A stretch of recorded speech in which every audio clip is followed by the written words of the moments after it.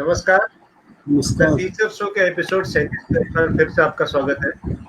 और आज रोज की तरह हमारे साथ एक बहुत ही खास मेहमान है जो पेशे से राजकीय शिक्षक हैं उत्तराखंड के अल्मोड़ा जनपद में, लेकिन उनका काम उससे कहीं ऊंचा है, कहीं बड़ा है और सबसे बड़े हिमालय को वो चुनौती देते नजर आते हैं कई बार। आज हमारे साथ होंगे डॉक्टर सतीश भट्ट, आपसे कुछ ही क्षणों बाद, जिनका परिचय हमने आप सबको दे दिया है, लेकिन मैं फिर से बताना चाहूंगा कि डॉक्टर सतीश भट्ट साहसिक खेलों या साहसिक कार्यों के विशेषज्ञ शिक्षक हैं। Mountaineering, rock climbing, skiing, parasailing, paragliding, river rafting और रेस्क्यू, कोई ऐसा काम नहीं है साहसिक खेलों में, साहसिक क्षेत्र में जो उन्होंने नहीं किया हो। और हर प्रशिक्षण उन्होंने अव्वल दर्जे के प्रमाण पत्रों के साथ प्राप्त किया है। और वो मेरे भी गुरु रहे हैं इस क्षेत्र में। थोड़ा बहुत जो मैंने सीखने की कोशिश की, एक बार उनके साथ मुझे भी सौभाग्य मिला सीखने का। तो मैं स्वागत करूंगा, हमारे बीच अल्मोड़ा से लाइव हैं डॉक्टर सतीश भट्ट जी, और रोज की तरह ग्रेसन जोशी दिल्ली से। नमस्कार सर आप दोनों को। नमस्कार। नमस्कार, शुभ संध्या। भट्ट जी आपका स्वागत है और बहुत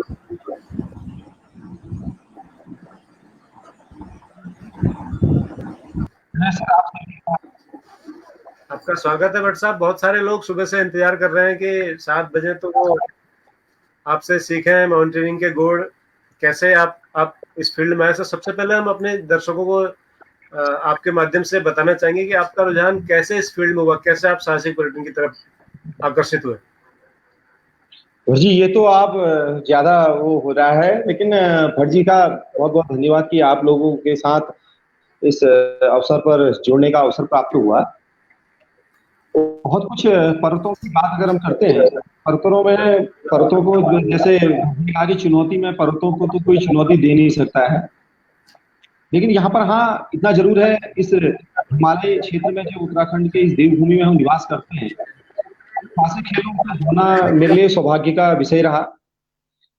जब प्रारंभ में मैं अपने विद्यालयी जीवन में था तो विद्यालय में जैसे ही विश्वविद्यालय में अध्ययन प्राप्त के लिए एडमिशन किया तो मुझे भी पिंडारी ग्लेशियर जाने का अवसर प्राप्त हुआ। पिंडारी ग्लेशियर में बहुत सारे साथियों से जो पूर्व से इस पर्वतारोहण के क्षेत्र से जुड़े हुए थे उनसे मिलने का सौभाग्य प्राप्त हुआ। तो उनके मार्गदर्शन में फिर मैंने पर्वतारोहण के कुछ जो बेसिक प्रशिक्षण होते हैं उनको प्राप्त किया। मैंने सबसे पहले JIMMWS करके माउंटेनिंग की संस्था है जो बटूर टंगला करके कश्मीर में है, वहां से बेसिक माउंटेनिंग कोर्स किया। फिर उसके पश्चात अल्मोड़ा में एक पुराना कार्यालय हुआ करता था, कार्याधिकारी साहसिक पर्यटन का, उसमें पर्वतारोहण के प्रशिक्षण जो रॉक क्लाइंबिंग शुरुआती दौर होता है, रॉक क्लाइंबिंग का प्रशिक्षण प्रदान करना शुरू किया। इसी दौरान मेरी अपनी पढ़ाई भी जारी रही, पढ़ाई भी साथ साथ करता रहा। शुरुआती दौर में जब मैं पर्वतारोहण में जो उसकी पहली सीढ़ी होती है रॉक क्लाइंबिंग, उसकी सीढ़ी में मैं प्रशिक्षण के रूप में कार्य शुरू कर रहा था, तो उन्हीं दौरान मेरी डॉक्टर दीप्तिनंदन भट्ट जी से भी उसी दौरान मेरी मुलाकात हुई थी।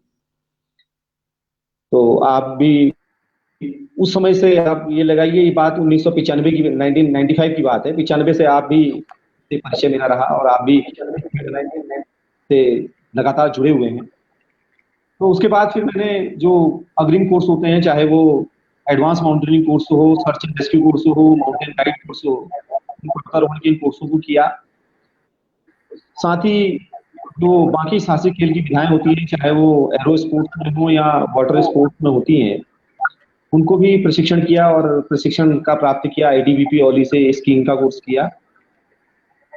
और इसी दौरान मुझे अल्मोड़ा की कुछ संस्थाएं हैं, जो अल्मोड़ा की संस्थाएं थी या पिथौरागढ़ की कुछ संस्थाएं थी, और भारत की जानी मानी जो इंडियन माउंटेनिंग फाउंडेशन करके जो पर्वतारोहण को पूरा नियंत्रित करती है, उस संस्था के तत्वावधान में कुछ पर्वतारोहण अभियानों में शामिल होने का मौका मिला।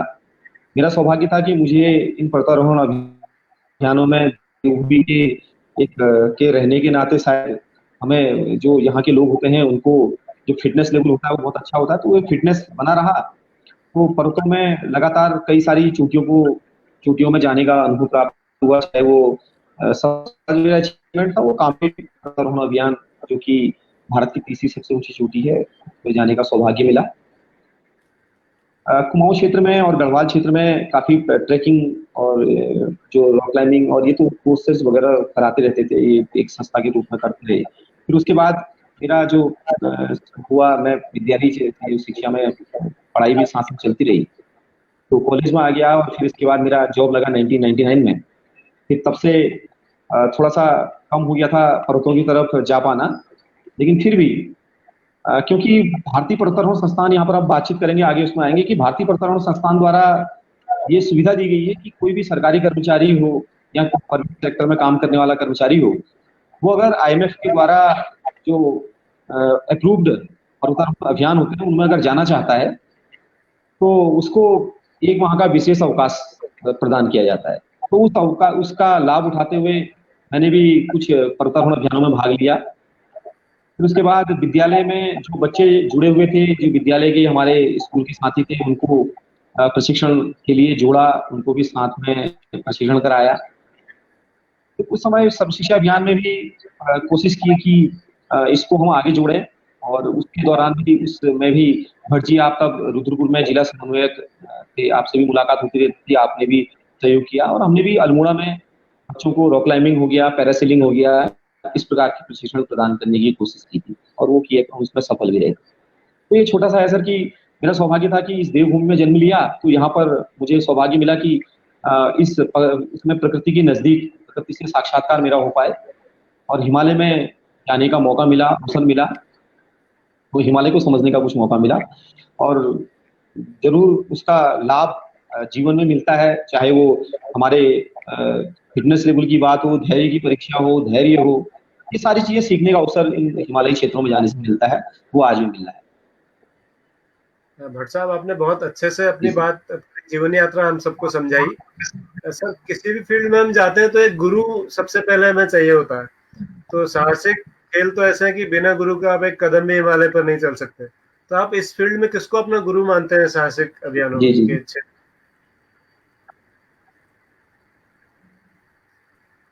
सर, पर्वतारोहण अभियान में अगर बात करें शुरुआती दौर में, जब मैं शुरुआत कर रहा था, जब किनारी ग्लेशियर पहली बार गया मैं, तो उस दौरान मेरी मुलाकात हुई थी स्वर्गीय दीपक नेगी जी, और ये नीचे दीपक नेगी जी थे। तो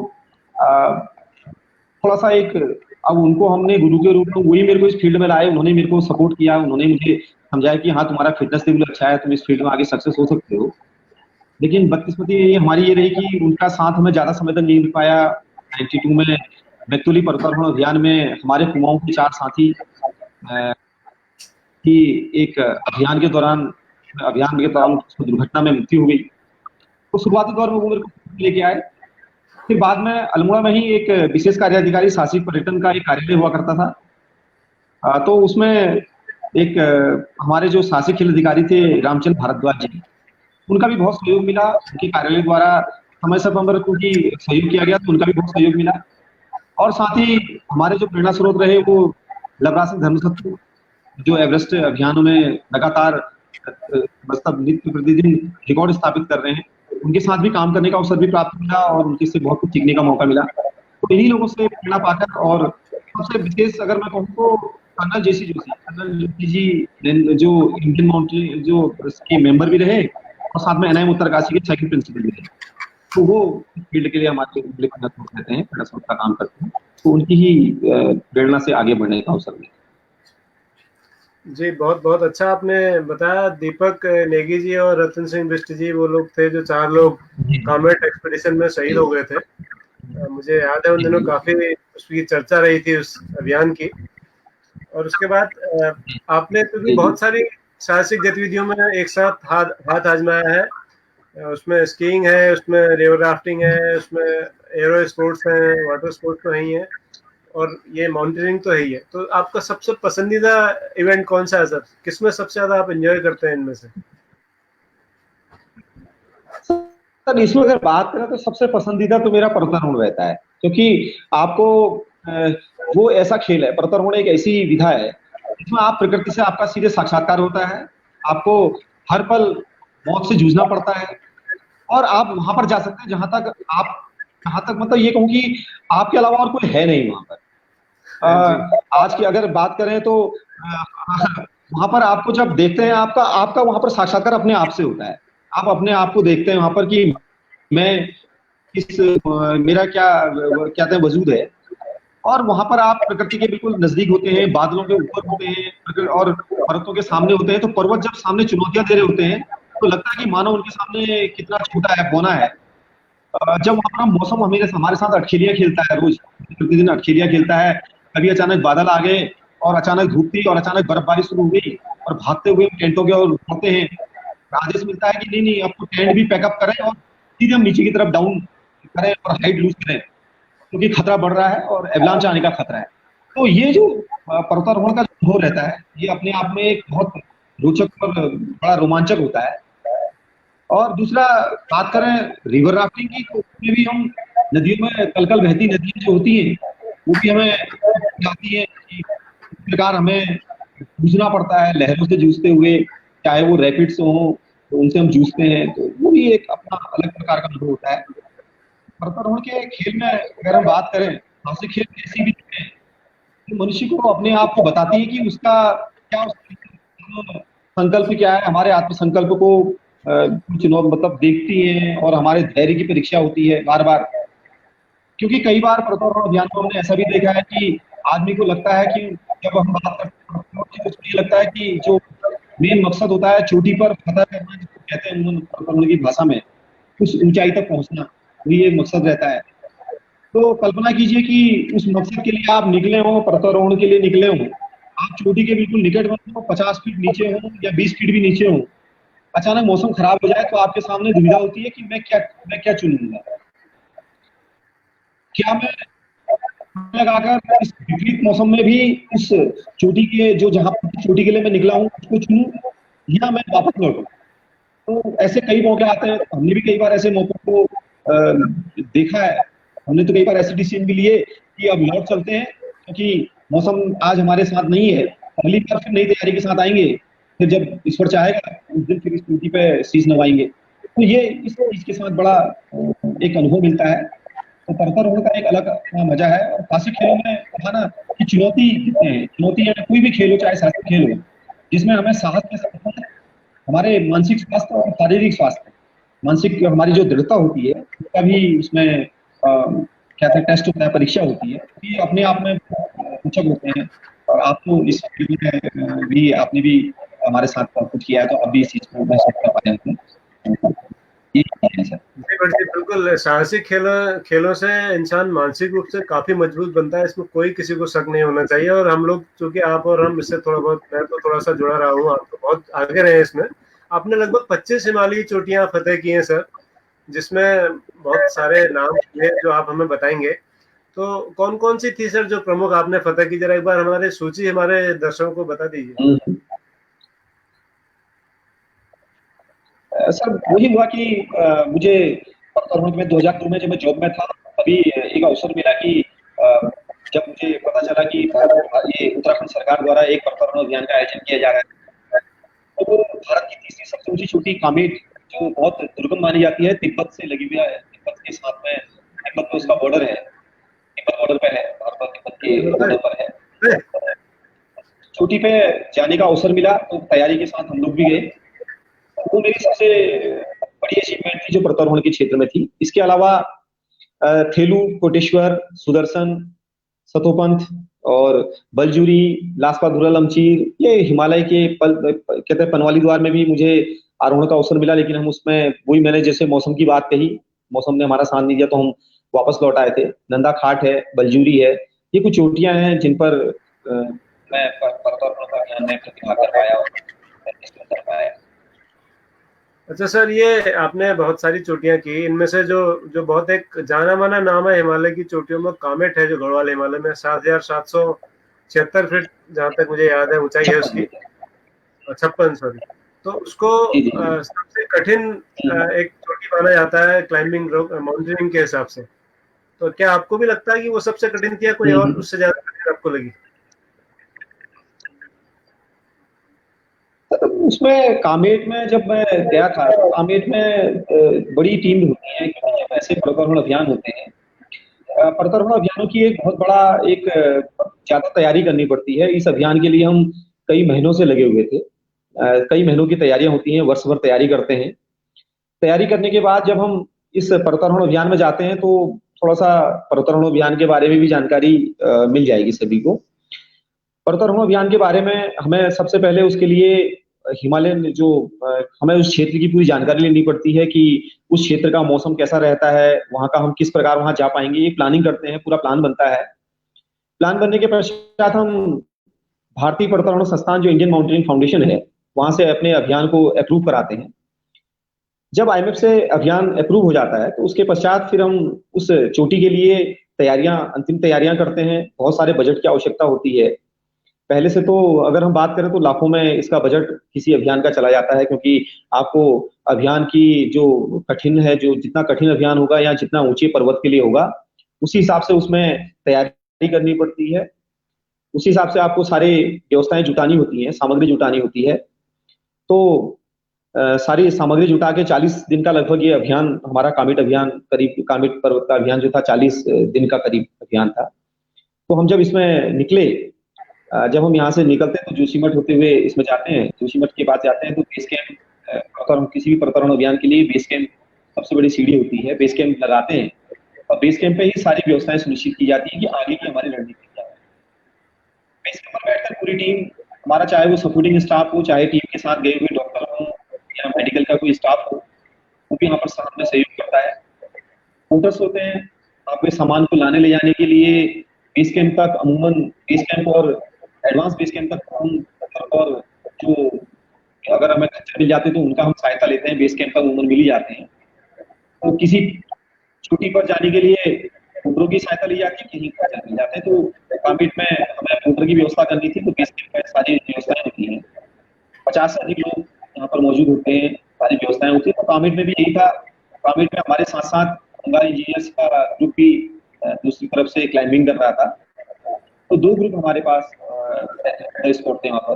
तो हमारे ग्रुप को बंगाल इंजीनियर्स ने नाम दिया था उत्तराखंड का ग्रुप कहते थे। तो इस टीम में हमारे साथ काफी हमारे पुराने सीनियर साथी, चाहे वो लता बिस्ट मैडम हो जो आजकल पर्यटन अधिकारी है, और दीपक बिस्ट नैनीताल से आप एवरेस्ट बलवंत कपूरी जी और स्वयं भागवत जी के लीडर थे। इसमें काफी लोग थे हम लोग। और उस चोटी पे चढ़ने का हम धीरे धीरे हमारा जो क्रम चलता है, पहले बेसिक हमने बेस कैंप लगाया, फिर एडवांस कोर्स जो एडवांस कैंप था, एडवांस कैंप लगाया। एडवांस कैंप के बाद फिर हम कैंप 1, कैंप 2, कैंप 3 इस प्रकार कैंपों को बढ़ाते हुए चलते हैं। कठिनता के आधार पर कैंपों का निर्धारण किया जाता है। कामेट ड्यूटी जो है सब थोड़ा सा इसको विंड, हवा बहुत तेज चलती है और वहाँ का टेम्परेचर जो होता है वो बहुत ज्यादा लू चले जाता है। रात को लगभग -40+ में वहाँ पर टेम्परेचर रहता है। ऐसी परिस्थिति में थोड़ा काम करना टफ होता है। और अधिकतर ये इतिहास रहा है कामेट चोटी का कि वहां पर जो अभियान होते हैं वो अधिकतर अभियान असफल हो जाते हैं। असफलता का कारण भी उनका वही रहता है कि वो उस जो प्रतिकूल मौसम है वहां का, उसको सहन नहीं कर पाते हैं या कोई दिक्कतें उनके साथ आ जाती है। हमारे दल के साथ भी यही हुआ। पहले हमारे दल के कुछ सदस्यों द्वारा अभिगामिन कामेट से लगी हुई चोटी है, उसको पहले दिन आरोहण कर लिया गया था। हम कुछ लोग टीम के रूप में हम लोगों ने कामेट के लिए आरोहण करना था। तो अंतिम समय में जब हम कामेट के लिए निकलने वाले थे, कैंप करने वाले थे, तो बंगाली इंजीनियर्स का जो ग्रुप था उसमें एनआईएम उत्तरकाशी के कुछ लोग भी थे। तो उनके साथ शायद हादसा या उनके साथ मौसम का प्रतिकूल प्रभाव रहा, तो क्रॉस बाइट अमूमन पर्वतारोहण में जो हो जाता है, दिक्कत हो जाती है, उंगलियों का सुन्न होना या गलना शुरू हो जाना, और इसमें ब्लाइंडनेस जो आंखों में दिखाई देने की परेशानियां होती हैं, परेशानियां उनको होने लगी और वो लोग अपना अभियान को छोड़कर वापसी करने लगे। तो यहाँ परीक्षा की घड़ी आई थी कि हमारे पास भी दो बात देखना था कि क्या हम अपने अभियान को जारी रखें या अपने अभियान को लौट कर वापस करें। तो यहाँ पर फिर एक स्थिति और आई कि मेरे सामने ऐसी स्थिति आई कि इन्हीं कारणों से मैं वहां पर अकेला रह गया। अकेला मीन्स मेरे साथ केवल थे, 3 मेरे पास शेरपा थे जो दार्जिलिंग के थे। तो निर्णय बड़ा कठिन था कि मैं अपनी चढ़ाई आगे को जारी रखूं या मैं लौटकर अगले वर्ष की तैयारी करूं, क्योंकि ये कामेट मेरा सपना था और बहुत सालों से हम इसकी तैयारी कर रहे थे। और हमने भी जो हमारे डिस्ट्रिक्ट महोदय थे उनसे बार बार हम कह रहे थे कि कोई बड़ा एक्सपीडिशन बनाइए, क्योंकि हर पर्वतारोही की तमन्ना होती है कि वो किसी ऊंची चोटी पर जरूर अपने को आजमाए। ये था कि हम क्या करें, डिसीजन लेना बड़ा टफ हो रहा था। यहाँ पर शेरपा जो थे साथ के मेरे, हालांकि बाद में उसमें से एक शेरपा की पंचाशुली जब विज्ञान में उसमें हुई थी, हुई थी, तो उन शेरपाओं ने डिसीजन लिया कि सर चलते हैं सर, ट्राई करते हैं, एक ट्राई करते हैं। तो फिर नेक्स्ट डे मैंने अपने 2 शेरपाओं के साथ उस पर्वत पर मैंने कहा चढ़ाई का प्रयास करते हैं। हमने प्रयास किया। विपरीत मौसम में मेरे लिए बड़ा पहला अनुभव था कि जिसमें मेरे इस विपरीत परिस्थितियों को देखना था। कामेट की ऊंचाई, जो रिजल्ट्स, हवाएं चलती हैं और रात का माइनस टेम्परेचर जो 7000 पर होता है, बहुत खतरनाक माना जाता है। तो उन शेरपाओं के सहयोग से मौका मिला, तो मुझे भी अवसर मिला कि मैं वहां पर जा पाऊं। तो मेरे लिए कामेट का वो पल हमेशा याद रहता है, जो उस शिखर पर पहुंचने के पहले दिन की जो मेरी रात थी। रात भर इस इंतजार में रात कट गई कि किस प्रकार इंतजार करूं कि सुबह कैसे हो और मैं सुबह को फिर से कैसे तैयारी के साथ अगले अपने कदम बढ़ाऊं। वही हुआ। सुबह 3 बजे के लगभग हम लोग तैयार हुए। हमने पानी बनाया, क्योंकि पर्वतारोहण के दौरान आपको पानी को गर्म कर, जो बर्फ होती है बर्फ को गर्म करना होता है। उसी को पानी को आप बनाते हैं, अपने पास रखते हैं। पानी बनाया और अपने हल्का सा नाश्ता जो भी हम कर सकते थे वहाँ पर, जो भी अवेलेबल होता है हमारे पास, जो पैक्ड फूड रखते हैं, और तैयारी की। रात को 3 बजे, सुबह के 3 बजे हम लोगों ने मूवमेंट किया। उस शिखर के नजदीक आते आते मुझे भी लगने लगा कि मेरे पैरों में शायद अब जान नहीं बची है। मेरे पैरों में दर्द होने लगा। अभी तक दिखाई देती हम चल रहे थे, क्योंकि पर्वतों का क्या होता है, हम प्रयास ये करते हैं कि अपना कर लें और समय पर दोपहर तक वापसी अवश्य कर लें।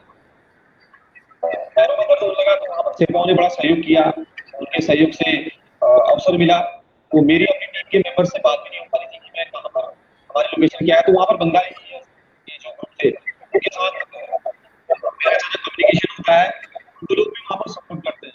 तो में हमने देखा ना, जैसे बाकी खेलों में एक होड़ होती है कि एक दूसरे की टांग खींचने की बात होती है, लेकिन हमारा जो ये साहसिक खेल होते हैं ये एक दूसरे को सहयोग के साथ आगे बढ़ाने का काम है।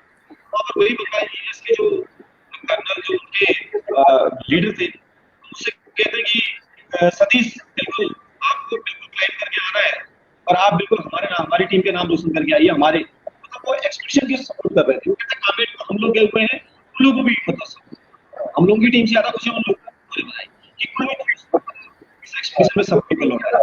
तो ये चीजें हमें सिखाती है पर्वतारोहण के दौरान कि किस प्रकार टीम सहयोग, टीम स्पिरिट की भावना होती है। तो यही चीजें हमारे जीवन में काम आती है कि किस प्रकार हम सहयोग की भावना हमारे काम आती है। तो सर यही मेरा एक सबसे बड़ा अनुभव कामेट का था। इसके अलावा बहुत सारी अननेम्ड चोटियां थी, कोई अनक्लेम्ड चोटियां थी जिसमें पहली बार हमें जाने का मौका मिला। इसके बारे में कोई रूट की जानकारी नहीं थी या उस पर कोई पहले गया हुए नहीं था, तो कई सारी जानकारियां नहीं थी, तो उन पर भी हमें चढ़ने का अवसर था। तो ये बड़े अच्छे अनुभव में मिले। तो इसको मुझे जानने का अवसर मिला और प्रकृति के नजदीक मुझे जाने का अवसर।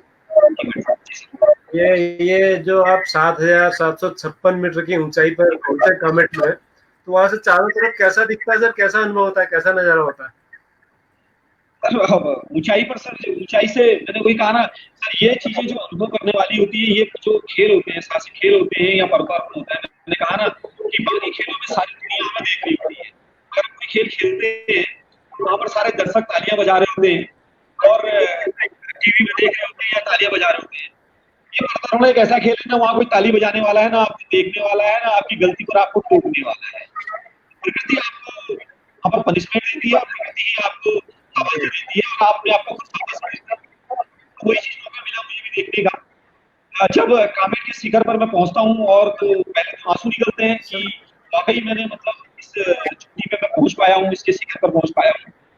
जब नजर मारते हैं दूसरी तरफ तो नीचे बादलों का समूह दिखाई देता है और एक, अगर हम भारत की तरफ देखते हैं तो हिमालय की चोटियां, बर्फ से ढकी हुई चोटियां दिखाई देती हैं और दूसरी तरफ देखते हैं तो तिब्बत का पठार दिखाई देता है। जो लाल पठार दिखाई देता है वो तिब्बत वाला क्षेत्र जो होता है, पठारी क्षेत्र वहाँ का, मतलब वहाँ से बहुत खूबसूरत बेहद दृश्य वहाँ से दिखाई दे रहा था सर। तो हर हिमालय की चोटी से अलग अलग चीजें दिखाई देती हैं। इसी चोटी पे चले जाएं अगर हम, ये गढ़वाल में 9 मीटर की हमारी जो चोटियां हैं, पनवाली द्वार और घाट और आपका लासपत लमचीर, यहाँ से अगर देखें तो हमें दूसरी तरफ के बहुत दूर अगर हम देखें, बाइनोकुलर देखिए हम देखेंगे तो हमें बहुत दूर दूर के गाँव दिख रहे हैं, तो काफी सारी चीजें दिखाई देती हैं। तो बड़ा अच्छा अनुभव होता है। मैंने वही कहा कि हम लोग को वहाँ पर प्रकृति के नजदीक जाकर प्रकृति को समझने का मौका मिलता है, तो वही अपने आप में बड़ा सुखद अनुभव है। जी भाई जी। सर जब आप टॉप में होते हैं, पीक के सबसे ऊंचे स्थान पर होते हैं जहाँ पर आप फ्लैग लगाते हैं भारत का, तो उस स्थान पर कितनी देर तक आप रुकते हैं सर? कितनी देर रुक पाते हैं वहाँ पर उस विपरीत मौसम में? इसका कोई ऐसा रूल नहीं है कि हमें कितनी देर रुकना चाहिए, लेकिन हमारे वर्कआउट की परिभाषा में ये कहा जाता है कि शिखर पर अधिकतम कम से कम समय रहना चाहिए, जितना कम समय हो वहाँ पर रहना चाहिए, क्योंकि जो शिखर का टॉप होता है वो हमेशा रिस्की होता है। वहाँ पर एक बहुत बड़ा क्रेवास जिसमें बर्फसुल्क की उसकी गहराई भी काफी हो सकती है, या वो इलाका चूंकि सीढ़ियों पर पड़ती है, वो ऊंचा इलाका होता है, वहाँ की बर्फ एकदम से स्लाइड कर सकती है, हार बहुत तीखी हो सकती है, और विपरीत मौसम परिस्थितियां होंगी तो अमूमन शिखर जो होता है, टॉप जो होता है, वो थोड़ा तीखा होता है, हार वहाँ का बहुत ज्यादा होता है। तो ऐसी परिस्थिति में कोशिश ये की जाती है कि वहाँ पर हम कम से कम लोगे, जो हमारे सबसे पहले वहाँ पर सबसे पहले हम अपना रेस्ट करते हैं। ये एक परंपरा है हमारी। आपकी आवाज में मुझे लग रहा है कुछ डिस्टर्बेंस है सर। हाँ जी हाँ, आपने आईपॉड, ये सर आप, जी जी, हमारे को होस्ट सर मुकेश प्रसाद बोगमा जी, वो आपसे एक सवाल। जी जी सर।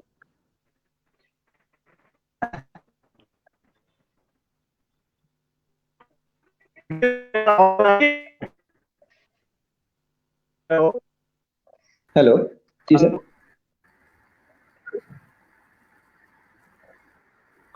बोगमा जी शायद अभी नई कनेक्टिविटी में नहीं है, कुछ दिक्कत है मुझे लग रहा है जहाँ पर वो है सर। तो हम आगे बढ़ते हैं।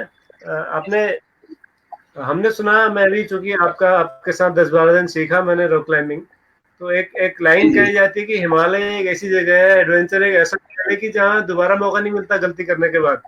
अगर आप क्रिकेट में आउट हो गए तो दोबारा बैटिंग आ जाती है, दूसरा मैच आप खेल सकते हैं, लेकिन माउंटेनियरिंग में अगर ऊपर आपने कोई गलती कर दी पहाड़ में, तो आप खुद तो जाएंगे जाएंगे, पूरी टीम को ले डूबेंगे। तो इस बारे में सर क्या सावधानी बरतनी पड़ती है कि ऐसी चीजें ना हो?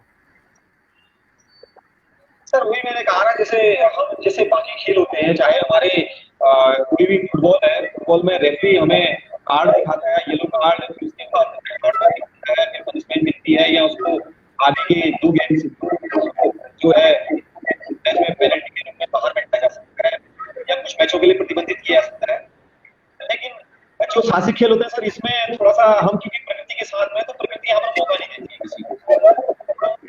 ये रहता है कि अगर हम गलती करते हैं, शायद हमें यहाँ पर कोई कार्ड नहीं दिखाया जाता, कोई येलो कार्ड, कोई रेड कार्ड नहीं होता है, और सीधी पनिशमेंट होता है। तो जैसा जितनी बड़ी गलती करेंगे उतना बड़ा पनिशमेंट हमें मिलता है। कई प्रथम अभियानों में आपने देखा होगा कि उन गलतियों के कारण बहुत सारे प्रतियोगियों की दुर्घटना में मौत हो जाती है, चाहे वो जो हमारी रोप होती है, रोप की लंबाई को हम जज न कर पाए, या सही से प्रशिक्षण न लिया हो और सीधे पर्वत पर चले जाए, तो के कारण हो सकते हैं। या मैंने शुरू में भी कहा था कि मौसम को प्रतिकूल देखते हुए अगर हमने कोई अच्छा निर्णय नहीं लिया, अगर हमने ये निर्णय लिया नहीं हम प्रकृति के साथ जाएंगे, प्रकृति के विपरीत जाएंगे, वहां पर भी ये दुर्घटना हो सकती है। तो ऐसी दुर्घटनाएं लगातार इन खेलों में रहती है। तो साहसिक खेलों का एक उसूल होता है कि हमें प्रकृति के साथ रहना है, और अपने जो हमारी स्ट्रेंथ है उसी पे काम करना है, बल्कि प्रकृति से लड़ना नहीं है, बल्कि प्रकृति के साथ चलना है। वही भी रहता है। आपको जी कभी भी वो सारे उसूल याद है, और उन्हीं उसूलों की आपने बात की, वही हमारे परतों का भी उसूल होता है कि कोई भी हम गलती न करें, और ये प्रतीक्षा न करें कि कोई हमें हमारी गलती पर टोकेगा। यहाँ पर टोका नहीं जाता, वरन सीधे पनिशमेंट मिलता है। इसी कारण कई सारे प्रतियोगी को अपनी जान गंवानी पड़ी है, या साहसिक खेल की दुर्घटनाओं में नुकसान खामियाजा भुगतना पड़ा है। बोगड़ा जी हमारे साथ जुड़ गए। सर एक सवाल आपसे पूछना चाहते हैं, मैं उनका स्वागत करता हूँ। सर आप सवाल पूछिए अपना, बोगड़ा जी। हाँ भट्ट जी नमस्कार। और मैं माफी चाहता हूँ लेट से आने के लिए। आज एक मीटिंग में चला गया था, मैं सड़क के किनारे खड़ा हूँ अभी। और सर जी सर जी। अच्छा लगा आपसे मिल करके, एक माउंटेनियर से मिल करके। आपने निम से किया था या इससे एचएमआई से, दार्जिलिंग से? नहीं सर, मैंने सारे कोर्स एनआईएम उत्तरकाशी से किए हैं। सबसे पहले बेसिक कोर्स अच्छा मैंने जरूर एक बार जम्मू कश्मीर से किया था, कश्मीर से। फिर अच्छा बाकी मेरे अच्छा सारे अच्छा कोर्स सारे कोर्स अच्छा मेरे एनआईएम उत्तरकाशी के। जी अच्छा सर, अच्छा जी अच्छा। सर। क्योंकि जब मैं दार्जिलिंग में था तो मेरे इंस्ट्रक्टर वो नवांग गोम्बू जी हुआ करते थे, जो एवरेस्ट के फर्स्ट मिशन में हुआ करते थे, 64 में जो चढ़े थे। और मेरे जी सर, जी फील्ड सर। इंस्ट्रक्टर थे जो तेंजिंग के साले नीमा नोरबू जी। जी जी जी जी सर, तो मैंने भी जी कई किस। कई आपकी तरह गुजार नहीं पाया मैं बहुत ज्यादा, लेकिन किसी जमाने में मैं भी जाया करता था। तो मैं आपसे जी एक सर, सवाल जी सर। पूछना चाहता था कि ये जो जी जी सर। माउंटेनिंग जो खेल है, ये बच्चों के लिए जी एक सर, रोजगार का अवसर भी हो सकता है। इसको बहुत कम लोग जानते हैं उत्तराखंड में। आप एक जी ट्रैकर सर, के जी रूप में, सर। एक गाइड के रूप में, एक रेस्क्यू वर्कर के रूप में, ये आपके लिए रोजगार की जी अपॉर्चुनिटी भी हो सकता है। और जी जी सर। हर शिक्षक को बच्चों को बताना चाहिए, जी सर, जी सर। है ना? और अगर हमारे जी जी बच्चे इस दिशा में जाएंगे, बिकॉज वी आर हमारे जो पहाड़ी लोग हैं नेचुरल क्लाइंबर हैं। अगर जी जी सर। अगर शेरपा नहीं होते तो तेंजिंग, ये एडमंड हिलेरी चढ़ नहीं बिल्कुल पाता। सर। अच्छा सर हाँ, अब शेरपा याद नहीं आ हो गई। तो। जी अब जी याद आ गई मेरे को कि जब एवरेस्ट की बात चलती जी है तो माना जाता ये है कि हिलेरी जी साहब पहले चढ़े थे। जी जी।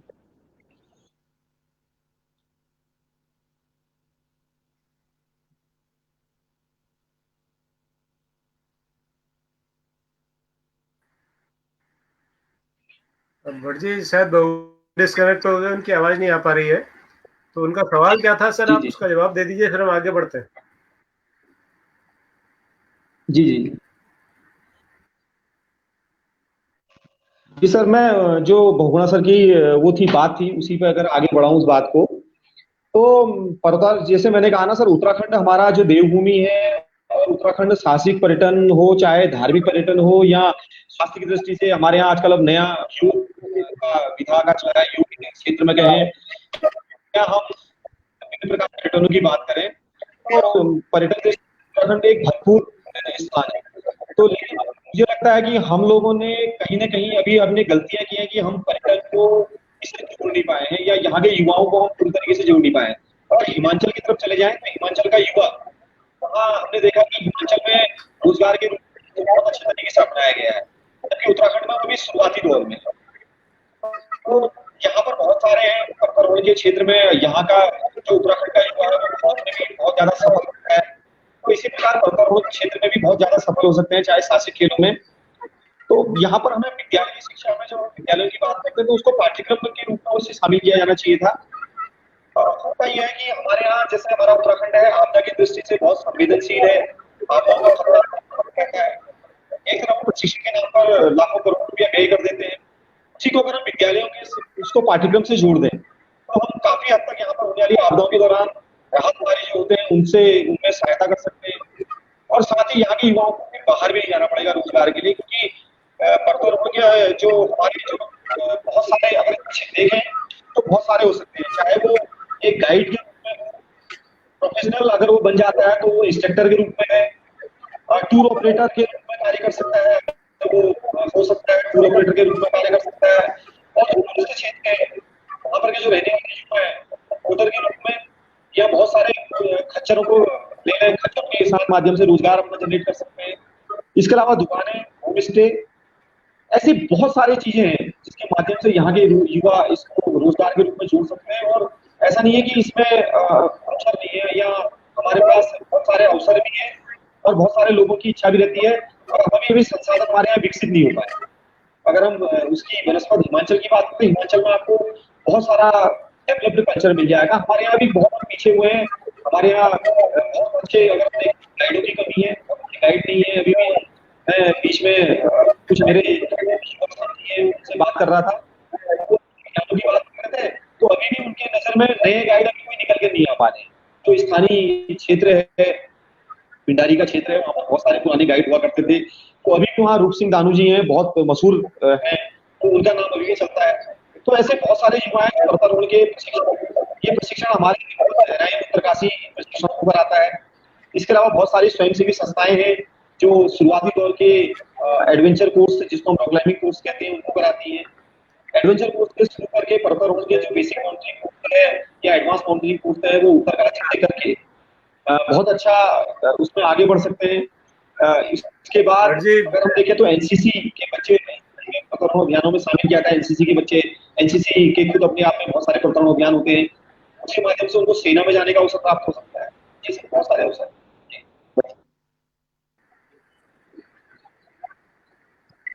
जी, एक मिनट के लिए आपको रोकना चाहूंगा सर, क्योंकि बहुत सारे दर्शकों की शिकायत आ रही है कि आवाज में कोई दिक्कत है। आपकी आवाज मुझे भी टूट टूट कर आ रही है। तो हम अभी तब तक हमारा जो दूसरा सेगमेंट है सवाल जवाब का, जो एक संस्कृति और शिक्षा से संबंधित सवाल आदरणीय गिरीश जोशी जी पूछते हैं, कल के सवालों पे हम जवाब लेते हैं और आज के नए सवाल पूछते हैं। तब तक सर आप 2 मिनट 3 मिनट हमें लगेंगे, तब तक आप अपना साउंड चेक कर लीजिएगा कि और बेहतर आवाज आए उसके बाद सर। तो हम 2 मिनट बाद आपसे मिलते हैं सर। जोशी सर का स्वागत करते हैं। सर नमस्कार, एक बार फिर से आपका स्वागत है। सर आप मुझे सुन पा रहे हैं? नेटवर्क की दिक्कत लग रहा है। सर आप मुझे लगता है कि दिल्ली में आज नेटवर्क की दिक्कत है कुछ। बहुगुणा जी भी बार बार डिस्कनेक्ट हो रहे हैं, जोशी जी भी। नहीं, मैं आपसे एक बात प्रकट हो गए हैं, सुन पा रहे हैं क्या? हाँ, मैं सड़क के किनारे खड़ा हूँ असल में, और मैं अब बहुत देर तक यहाँ पे रह नहीं पाऊंगा। आप, मेरी आवाज आ रही है आपको? हेलो हेलो जी जी। हाँ सर, मैं ज्यादा देर रुक नहीं पाऊंगा यहाँ पे सर, थोड़ा सा। हाँ, मेरे ख्याल नेटवर्क की समस्या है। जी जी जी। तो मेरी मैं ज्यादा देर रुक नहीं पाऊंगा हमारे साथ। नहीं, मैं जाने वाला हूँ यहाँ से, क्योंकि मैं सड़क के किनारे खड़ा हूँ यहाँ पे। तो एक सवाल इनसे पूछिएगा, भट्ट जी से, मेरे बिहाफ पे। जी जी। वो सवाल नहीं है जी। ये जब भी एवरेस्ट की बात चलती है तो एडमंड हिलेरी की और तेंजिंग नोर्गे की बात आती है, लेकिन माना यह जाता है, एक मिथ ये भी है कि 1929 में उनसे पहले इरविन और मेलोरी चढ़ चुके थे, और जिनकी डेड बॉडी मेलोरी की डेड बॉडी 1999 में 70 साल के बाद में मिली। तो ये रहस्य आज भी पर्दा उठना बाकी है कि एवरेस्ट पे वास्तव में पहले कौन चढ़ा था। तो भट्ट जी इस बारे में ज्यादा बेहतर बता पाएंगे। मेरी तरफ से सवाल उनको कर दीजिएगा। मेलोरी एंड इरविन का जिक्र कर दीजिएगा। ठीक सर, पूछेंगे सर, पूछेंगे। और मैं यहाँ पे सर, मैं आज कहीं मीटिंग में गया हुआ था, मैं रह नहीं पाऊंगा ज्यादा देर, सड़क के किनारे हूँ मैं अभी। जी, just tell him about George Mallory and Irvine 1929। George Mallory and Irvine 1929। ठीक सर।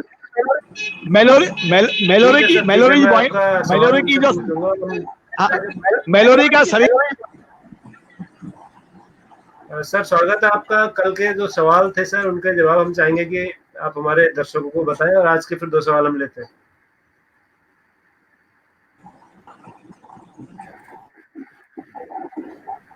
सर थोड़ा सा अपना कैमरा नीचे कर लेंगे तो हम अच्छे से देख पाएंगे आपको। आपका केवल गर्दन का ऊपर का हिस्सा दिख रहा है। जी जी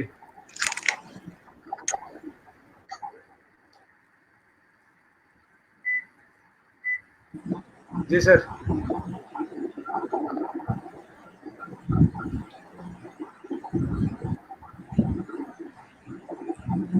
सर कल के सवालों का जवाब। आपको आवाज आ रही मेरी? आ रही सर, आ रही, बिल्कुल आ रही, बढ़िया आवाज आ रही।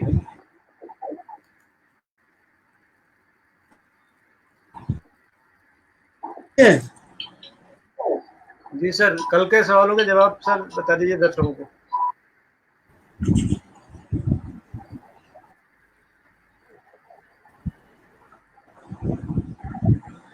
और कल का जो सवाल था वो एक ऋचा ने बहुत उन्नति की है, कृषि वैज्ञानिक ने, जिन्होंने ऑर्गेनिक खेती करके इस बीज को बनाया है, जिसका नाम उन्होंने अपनी बेटी के नाम पे दिया है, ऋचा 2000। और पूरे वर्ल्ड में वो बीज जा रहा है। और उसकी उन्होंने 7 किस्में निकाली हैं, जिसको हम कहते हैं black beauty, white beauty, yellow beauty, blue beauty. इसमें उन्होंने रिचा 2020 बनाया है जो अरहर, गेहूं, चावल को लेकर है, और उसकी 7 किस्में उन्होंने बनाई हैं जो पूरे वर्ल्ड में जा रही है। तो Disha 2000 is related to agriculture. बीज को लेकर वो प्रश्न था कि वो जो are you able to hear me? सुन पा रहे हैं आप मुझे? हाँ जी, हाँ बोलिए। सुन रहे सर, सुन रहे। बोलिए। दूसरे सवाल का जवाब रह गया सर। जी सर, सुन रहे हैं आपको। हाँ, तो मैंने ये कहा कि पहले प्रश्न का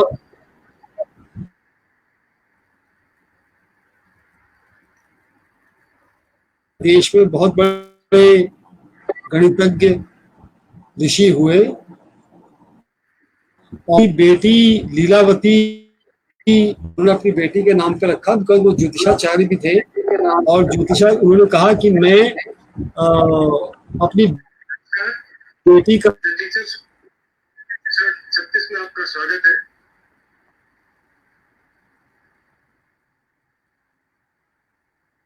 हेलो।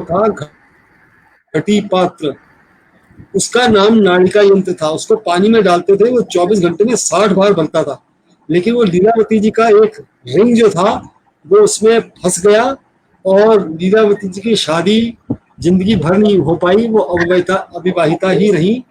तो उस यंत्र को जो उन्होंने बनाया था उसको वो नाड़िका यंत्र ही कहते हैं। जी, आज का पहला सवाल है सर स्क्रीन पर। भारतवर्ष का वह कौन सा जादुई उपहार है जो कि कलाकृति, इसके उत्तर मैंने अपनी फैमिली में दिए, तो बहुत लोगों ने इसका उत्तर दे दिया। मुझे लगता है कई सारे दर्शक। जी, तकनीक का मिश्रण है, और जिसे बनाने का राज केवल 1-2 परिवारों के साथ सुरक्षित है। और ये जब माननीय प्रधानमंत्री जी उस देश विशेष में 1-2 परिवारों के पास ही उसका राज सुरक्षित है।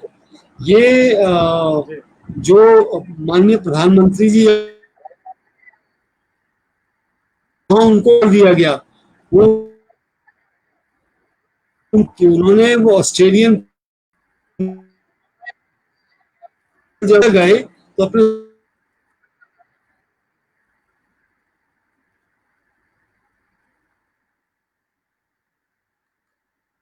बड़ा आसान सा प्रश्न था, और खिलाड़ियों को भी ये उपहार मिला। कल मैं इसका उत्तर बताऊंगा किस खिलाड़ी को ये मिला, कैसे। नेटवर्क शायद चला गया सर के पास से। तो दूसरा प्रश्न है, 21 जुलाई को पर्यावरणीय संबंधित प्रामाणिक गणना की घटना क्या रही? ये दूसरा प्रश्न है जो सर हमसे पूछना चाह रहे थे, लेकिन वो नेटवर्क के कारण हमारे साथ नहीं अभी हैं। और स्क्रीन पर आप सबके लिए हिंदी और अंग्रेजी दोनों भाषाओं में सवाल है, तो मुझे उम्मीद है कि आप में से अधिकांश लोग इसको ढूंढने की कोशिश करेंगे, और जोशी जी कल इन सब सवालों के जवाब बताएंगे। तो नेटवर्क के कारण आज दोनों ही लोग हमारे साथ नहीं है, हमारे विशेषज्ञ और कोच। तो हम फिर वापस लेते हैं हमारे आज के जो मेहमान हैं सतीश चंद्र भट्ट जी, डॉक्टर सतीश भट्ट जी को। भट्ट जी नमस्कार, स्वागत है फिर से। जी सर, जी सर, आवाज आ रही है सर? तो उस वक्त सर थोड़ा सा अब आ रही सर, आवाज आ रही है आपकी। अभी थोड़ी देर में और बेहतर पता चलेगा। तो मैं ये कह रहा था सर कि वो हमारे बहुगुणा साहब एक सवाल शायद आप सुन पाएंगे। उन्होंने कहा था कि ऐसा पता लग रहा है कि 1929 में जॉर्ज मेलोरी और इरविन ने सबसे पहले एवरेस्ट फतह की, और उनकी डेड बॉडी वहां बाद में मिली। इसमें कितनी सच्चाई है? अब सर ये कयास बहुत सारे लगते हैं। एवरेस्ट की अगर हम बात करें तो जब 1920 से एवरेस्ट पे चढ़ने के प्रयास किए गए थे, कहा जाता है कि 1921 में पहला एवरेस्ट का अभियान सफल हुआ था, लेकिन उसके बारे में कोई आधिकारिक तौर पर नहीं कहा जा सकता कि हुआ था या नहीं हुआ था। फिर बाद में 29 मई 1953 को जब एवरेस्ट पहली बार, जब हम कहते हैं कि तेंजिंग नोर्गे और एडमंड हिलेरी द्वारा पहली बार इस पर सफलता प्राप्त की गई, तो आधिकारिक तौर पर उसी को रहता है, क्योंकि बहुत सारी किंवदंतियां, बहुत सारे मिथक पर्वतारोहण से जुड़े हुए हैं। अब मैंने कहा ना कि वो एक ऐसा खेल है जहाँ पर अब पहुंचता नहीं है कोई, तो बहुत सारे मिथक इससे जुड़े हुए हैं। तो इस बारे में बहुत सारी फिल्में हैं पुरानी, तो उन पर अगर हम देखें तो कुछ इस बारे में कह पाना संभव नहीं हो पाएगा, क्योंकि आधिकारिक तौर पर एडमंड हिलेरी और तेंजिंग नोरगे ही पहली बार एवरेस्ट पर पहुंचे। जी जी, आपके अल्मोड़ा के एक साथी हैं अपूर्व पंत जी, उन्होंने बड़ा रोचक एक कमेंट भेजा है, doctor Bhatt versus doctor Bhatt. Pant ji लगातार हमारे शो को देखते हैं और उत्साहवर्धन करते रहते हैं। पूरे देश से सर लोग आपको देख रहे हैं। कलकत्ता से समीर जाना जी कह रहे हैं कि साउंड प्रॉब्लम थी, अब ठीक हो गई है साउंड प्रॉब्लम, थोड़ी देर पहले तक थी। एक और सर सवाल बड़ा रोचक है, क्योंकि सबके खासकर जो एडवेंचर फील्ड में और माउंटेनिंग में है, तो उनका सामना कई बार मौत से होता है। आपका सामना भी हुआ क्या कभी मौत से? एकदम नजदीक से छू के निकल गई हो आपको मौत, ऐसा कभी लगा आपको?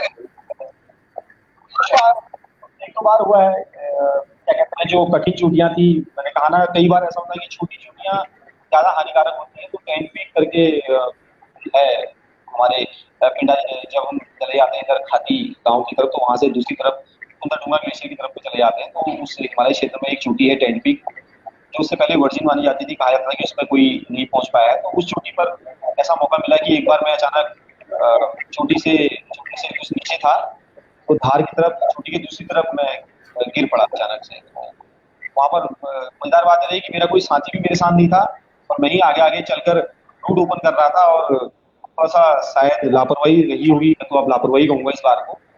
तो वहां पर मुझे लगा कि आगे सारे साथी मेरे पर्वत की इस तरफ है और मैं दूसरी तरफ कहीं शायद पता नहीं गहराई पे गिर जाऊंगा। लेकिन वहां पर ये हुआ कि आइस एक्स जो हमारे पास होती है, जिसको आमतौर पर हम बर्फ की कुल्हाड़ी भी कहते हैं, तो वो आइस एक्स मेरी अचानक किसी एक इस बर्फ में, आइस में अचानक से अटक गई, और मैं भी मैंने अपने को वहां पर संभाला और फिर दोबारा क्लाइम करके वापस आया। तब मेरे साथी ने पूछा कि भाई कहाँ गए थे? मैंने कहा घूमने गया था थोड़ा नीचे की तरफ।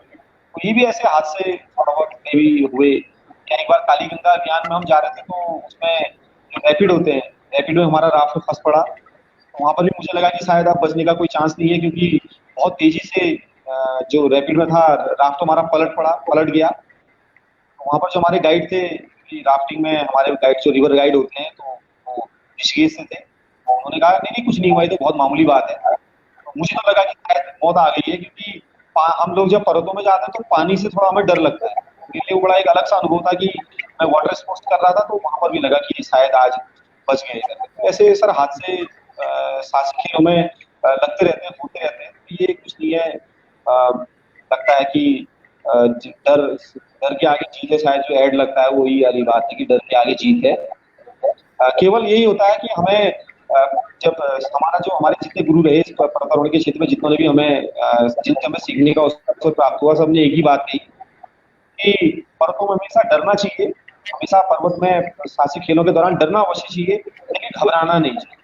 तो जिंदगी का उसूल भी हमारा यही होना चाहिए कि हमें डरना अवश्य चाहिए, लेकिन घबराना नहीं चाहिए। तो इसी को आगे बढ़ाते हुए इसी मंत्र से सर हम आज कोरोना से भी लड़ रहे हैं कि डरना है लेकिन घबराना नहीं है।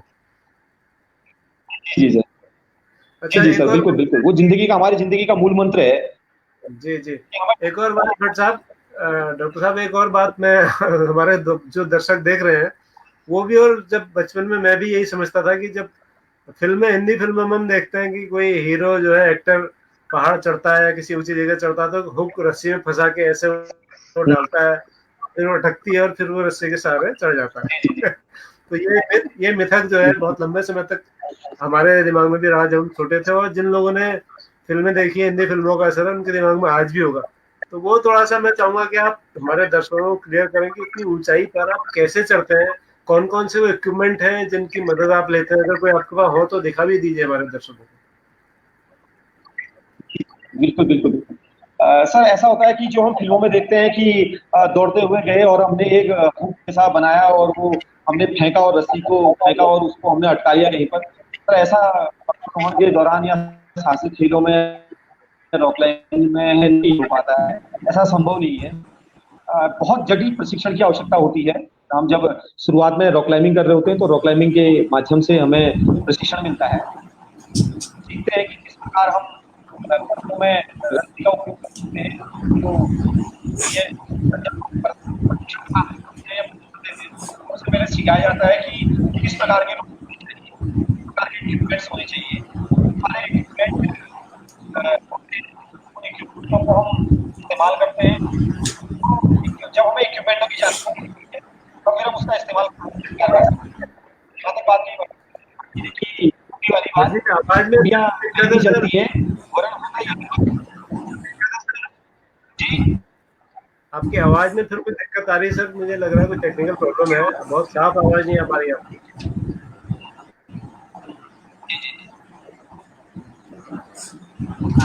जब हम देखते हैं पर्वतारोहण के क्षेत्र में देखते हैं तो वहां पर हमें बहुत सारे उपकरण होते हैं। अगर उपकरणों की बात हो तो इस प्रकार की कुछ खूटियां, पिटन्स जिनको बोलते हैं, इनको हम दरारों में, जो रोड की दरारें होती हैं, उन दरारों में इनको फंसाते हैं। उन दरारों में इसको फंसाकर हम इसमें फिर एक कैराबाइनर के हमारे इक्विपमेंट होते हैं। ये सारे अब तो भारत में बनने लगे हैं, पहले से ही सारे विदेशों से आयात किए जाते थे। इन कैराबाइनर हम इसको यूज करते हैं, फिर रस्सी के मदद से तो ये दरार में काटते हैं। तो उसके बाद हम यहाँ तक जाएंगे, फिर उसके बाद हम अगला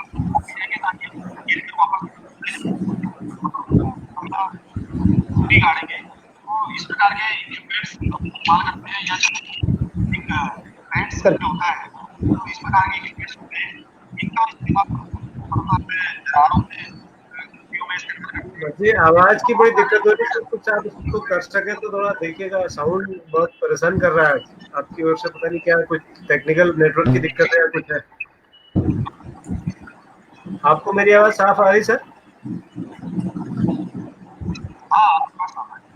आपकी आवाज थोड़ा फटफट के आ रही है, तो कई लोग दर्शक कई बार इस बात को जिक्र भी कर रहे हैं, इसमें हम कुछ कर नहीं सकते। देखिए अगर कहीं कोई कनेक्शन ढीला हो, हालांकि अभी मंजू पांगती है हमारी एक ईएमएस दर्शक, वो कह रही है कि 1984 में केदारडूम एक्सपीडिशन के दौरान एवलांच में हम फंस गए थे और मौत को बहुत करीब से देखा है। ये मेरा अनुभव रहा है, शायद आपकी सही हो कभी।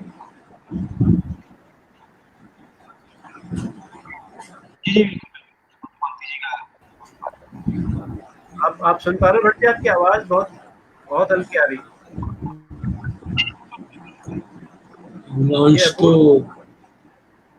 अपूर्व पंत कह रहे हैं कि हाल ही में अल्मोड़ा के एक युवक की दुर्घटना में मृत्यु हो गई थी, राइजरिंग कर रहे थे, इसके बारे में कुछ बता सकें तो बताइए। तब साइकिलिंग का शौक, मैंने कहा ना सर, उस बारे में बात जानकारी तो यानी कि जो खेल मैंने कहा ना साहसिक, अगर वो दुर्घटना की वश हुआ है तो अलग उसमें हम, लेकिन मैंने कहा ना साहसिक खेलों में बहुत सारी विधाएं होती है, चाहे वो साइकिलिंग हो, साइकिल भी हो सकती है, पैराग्लाइडिंग भी हो सकती है। तो जहाँ पर उसको खेल के रूप में लेते हैं, वहां पर तक तो कोई दुर्घटना की संभावना ही रहती है।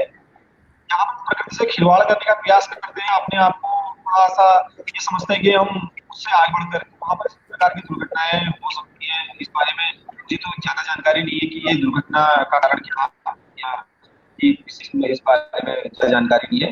लेकिन कई बार साहसिक खेलों में दुर्घटनाएं होती है, दुर्घटनाओं का कारण हमारी स्वयं की गलतियां होती है।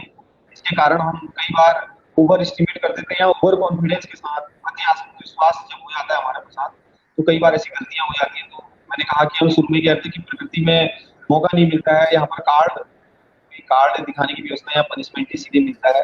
ऐसी दुर्घटनाओं में इस बारे में इसी प्रकार का मेरा अनुभव रहा है कि हमें प्रकृति के साथ खिलवाड़ नहीं करना चाहिए। बीच बीच में आपकी आवाज ठीक आ जा रही है सर, लेकिन कभी कभी दिक्कत हो रही है, पता नहीं कुछ शायद डिस्कनेक्ट तो नहीं हो रहा, कुछ ढीला, जरा एक बार चेक कर लीजिए भट्ट जी। और दूसरा सर एक और मैं आपसे सवाल करना चाहता हूँ,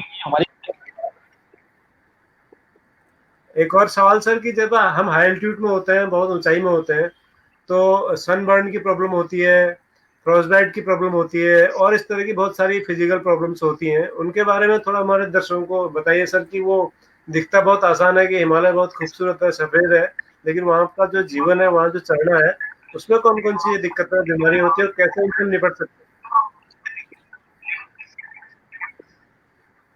पर मैंने उसमें है ना, हमारा जैसे कोई भी हो, चाहे वो ट्रैकिंग हो या माउंटेनियरिंग हो, इसमें हम क्योंकि प्रकृति, हम घर से बहुत दूर रहते हैं और हमारे पास वहां पर कोई साधन नहीं होते, कि हमें कोई देखने वाला नहीं है, हम स्वयं ही अपने रेफरी हैं और स्वयं ही अपने आप को देखने वाले होते हैं। तो हमें पहले से ही पूर्ण तैयारी करनी पड़ती है।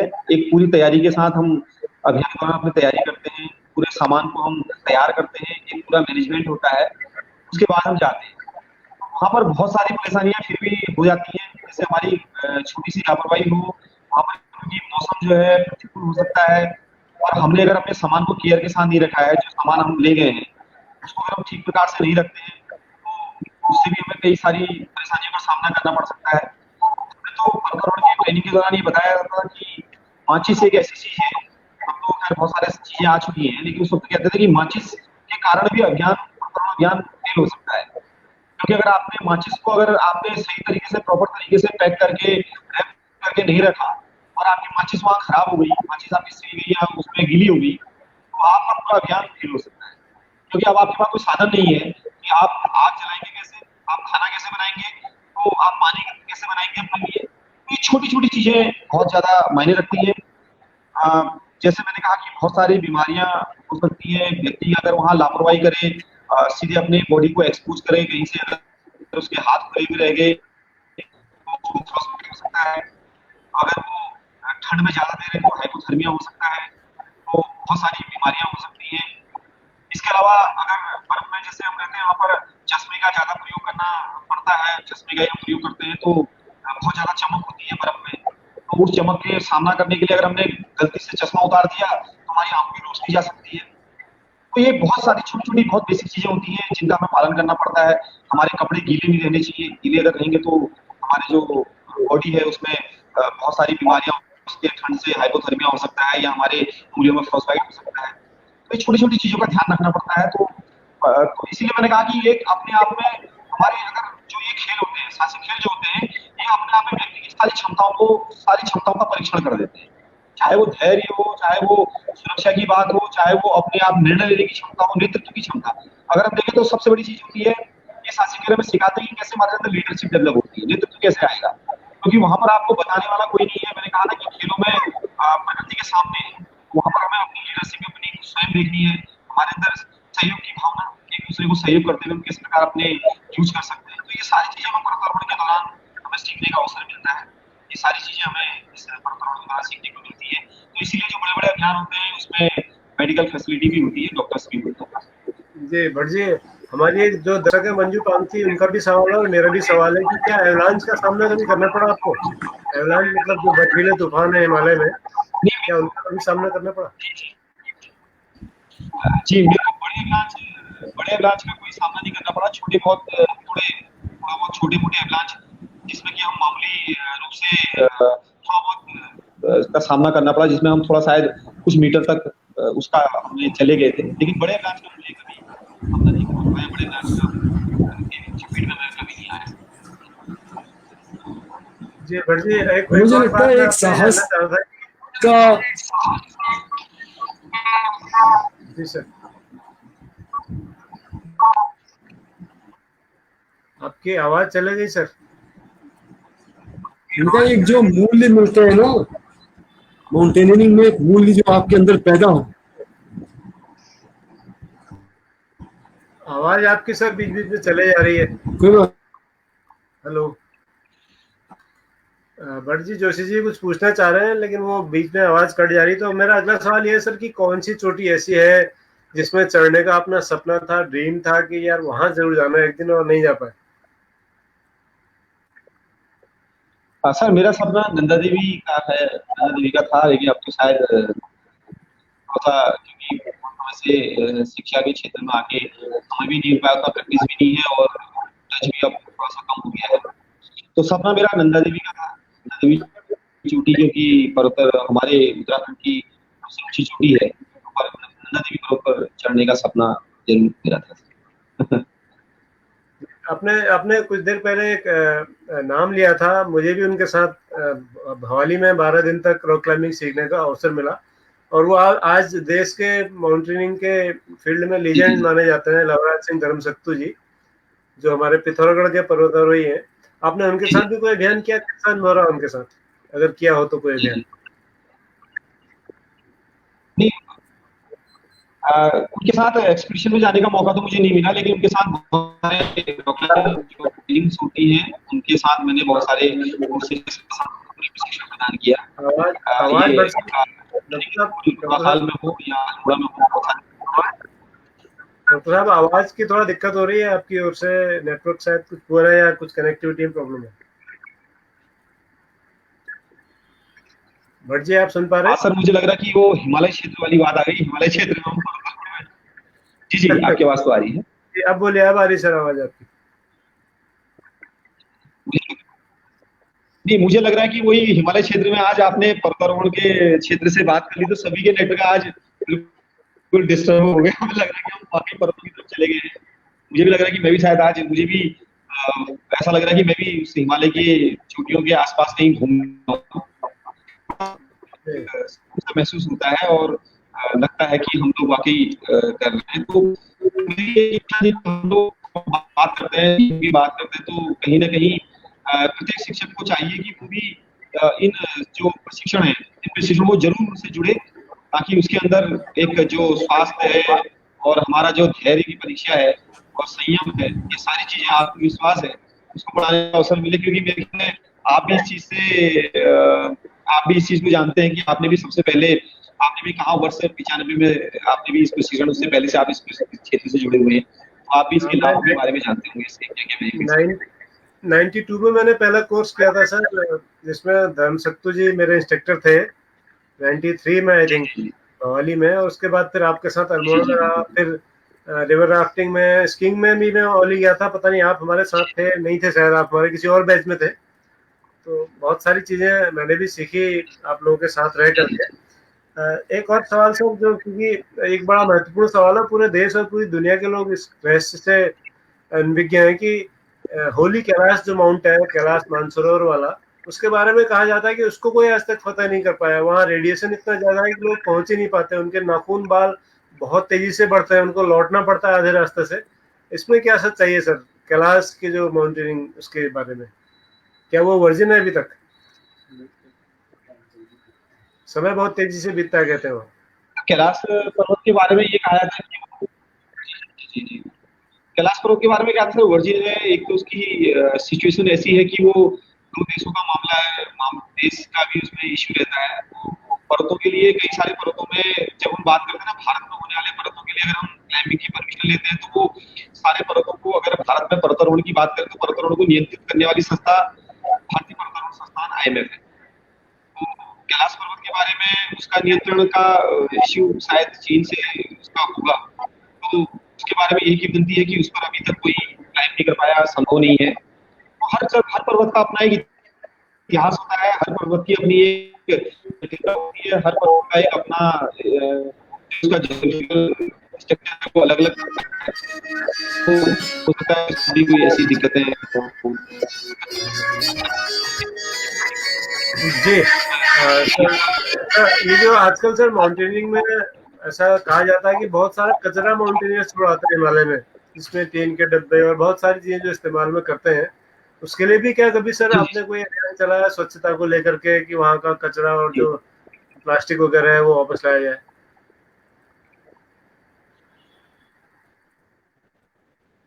क्योंकि सर हम लोग उत्तराखंड के रहने वाले हैं और ये पर्वत हमारी ही अमूल्य निधि है, हमारी ही है। तो हम लोग तो जब भी पर्वतारोहण अभियान में जाते हैं या जो भी हमारे साथी लोग जाते हैं, उनसे सबसे अनुरोध करते हैं कि वे अपने साथ जो कूड़ा, जो भी सामान ले जा रहे हैं, जो भी उनके कूड़े के रूप में वहां रह रहा है, उसको अवश्य साथ में लेके आए। और साथ ही इससे पहले का अगर वहाँ कूड़ा पड़ा हुआ है कोई, तो उसको भी साथ लेके आए। तो हम लोग को अपने पर्वतारोहण अभियानों के साथ हमेशा यही करते आए कि जो भी वहाँ हमें ऐसे कूड़ा वगैरह जो भी हमें मिलता था, हम उसको अपने साथ लेके आते थे और उसको ये शुद्धि उसका जो भी जहाँ पर भी उसका निस्तारण होता था वहां तक उसको अवश्य पहुंचाते थे। तो ऐसे बहुत सारे अभियान हुए हैं। ऐसे कुछ कई अभियानों में पिंडारी ग्लेशियर की ओर को और आपका मिलम ग्लेशियर की ओर को मैंने भी ऐसे कुछ अभियानों में भाग लिया, जिसमें कि हम लोगों ने स्पेशल अभियान चलाकर वहां से कूड़े का निस्तारण करने के लिए उस कूड़े को इकट्ठा करके लाए और उसको हमने ऐसी जगह तक पहुंचाया जहां से उसका निस्तारण कर सके या जहां से उसको निस्तारित कर सके, ताकि हिमालय हमारे स्वच्छ रहे। तो ये हमारे एक जो पर्वतारोही होते हैं या साहसिक खेल प्रेमी होते हैं, उनका भी मूल कर्तव्य होता है, मूल दायित्व होता है कि वो भी इन क्षेत्रों में जाएं जो अपने साथ भी वहाँ कूड़ा ना करें, और साथ ही जो भी वहाँ ऐसी चीजें उनको दिखाई दे उसको अवश्य अपने साथ लेके आए। अब पूरी दुनिया में स्वच्छता की बहस चली हुई है, तो हम लोग भी अब धीरे धीरे इन चीजों को अपनाने लगे हैं। तो हिमालय तो वैसे भी पवित्र भूमि है, तो वहां पर तो अगर हम सोचे कि एक पर्वतारोहण अभियान अगर वहां रहेगा तो कूड़ा इतना सारा वहाँ इकट्ठा हो जाएगा। अभी एवरेस्ट में देखें तो जितने अभियान वहां जाते हैं, कहा जाता है कि एवरेस्ट के से निकलने वाले लोगों को इकट्ठा किया जाए तो हो सकता है कि एवरेस्ट से भी ऊंचा पहाड़ वहां खड़ा हो जाएगा।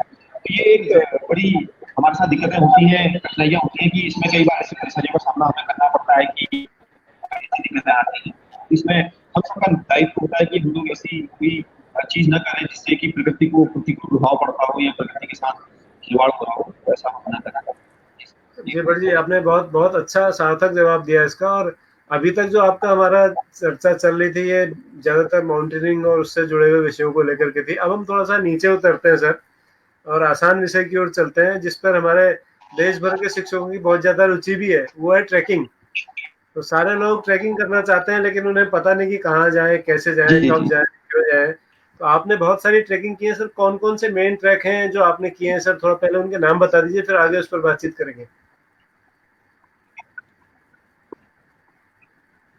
सर ट्रैकिंग में तो मैंने लगभग कुमाऊं और गढ़वाल में अधिकतर इलाकों में ट्रैकिंग किया है, चाहे वो पिंडारी हो, राधापुर हो, या आपका मिलन ग्लेशियर हो, नामी ग्लेशियर हो, सरमूल हो, सुरपुरा हो, या गढ़वाल में आपके चारों धाम के से लगे हुए गंगोत्री से जोशीमठ के आसपास के ट्रैक, बहुत सारे क्षेत्र हैं सर, इसमें लंबी लिस्ट है। जहाँ तक बात आती है सर ट्रैकिंग की, पर्वतारोहण की पहली सीढ़ी के रूप में हम देखें तो ट्रैकिंग होती है, जिसमें हम ट्रैकिंग का मूल ये माना जाता है कि पर्वतारोहण जहाँ पर ट्रैकिंग खत्म होती है वहां से पर्वतारोहण शुरू होता है। तो ट्रैकिंग के लिए बहुत ज्यादा प्रशिक्षण की आवश्यकता नहीं होती है, केवल कुछ सावधानियां बरतनी होती है। तो सावधानियों और योजनाबद्ध तरीके से अगर हम करें तो ट्रैकिंग को बहुत प्रभावी बनाया जा सकता है। देश विदेश से बहुत बड़ी मात्रा में पर्यटक हमारे इस क्षेत्र में घूमने आते हैं, और हम लोग का भी एक होना चाहिए कि हम लोगों को भी ट्रैकिंग अवश्य करना चाहिए, क्योंकि इसमें बहुत ज्यादा कोई श्रम की आवश्यकता नहीं है या बहुत ज्यादा प्रशिक्षण की आवश्यकता नहीं होती है, केवल कुछ सावधानियां अपनानी होती है। सावधानियों का अगर पालन करें, तैयारी कर लें, इस क्षेत्र में भी ट्रैकिंग के लिए जा रहे हैं वहाँ के बारे में थोड़ा जानकारी ले लें, मानचित्र तो की बात है उनसे उस ट्रैक की पूरी जानकारी ले लें। आजकल तो बहुत सारे साधन है, चाहे वो सोशल मीडिया के माध्यम से हो या आपके बहुत सारे के माध्यम के बारे में उस बारे में जानकारी ले सकते हैं।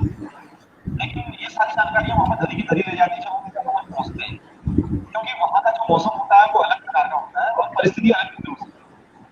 तो हमें वहाँ के जो लोकल गाइड है उनके बारे में हमें जानकारी है, गाइड अवश्य हम साथ में रखें, लोकल गाइड जो गाइड के माध्यम से करना हमेशा अच्छा रहता है, क्योंकि वो रास्ते बड़े अलग से होते हैं। वैसे हम कई बार रास्तों में फंस चुके हैं जहाँ पर हमें लोकल गाइड करते तो हम अपने साथ अपनी गाड़ी भी लेंगे और अपने केवल मानचित्र की सहायता से सोचा कि हम इस ट्रैक को पूरा कर लेंगे जीपीएस के माध्यम से, लेकिन लास्ट में पता चला कि नहीं, हमें गाइड की आवश्यकता अवश्य पड़ेगी। तो फिर कहीं से लोकल गाइड को ढूंढना पड़ता है, लोकल गाइड की व्यवस्था कर लें और तैयारी कर लें तो इक्विपमेंट हमारे पास प्रॉपर हो, हम अपने सेहत का ध्यान रखते हुए ले लें। और कई बार लापरवाही करते लोग ये सोचते हैं कि ट्रैकिंग में जा रहे हैं तो वहीं हम लग्जरी के रूप में रहेंगे, लग्जरी के रूप में नहीं, वरन वहाँ पर हम प्रकृति की गोद में रहते अपने घर में रहते, वो तो नहीं मिलेगा आपको। खाने के आपको आवाज की थोड़ा सा मिलेंगे। आप अगर लग्जरी चाहते तो ट्रैकिंग का कोई औचित्य नहीं रह जाता।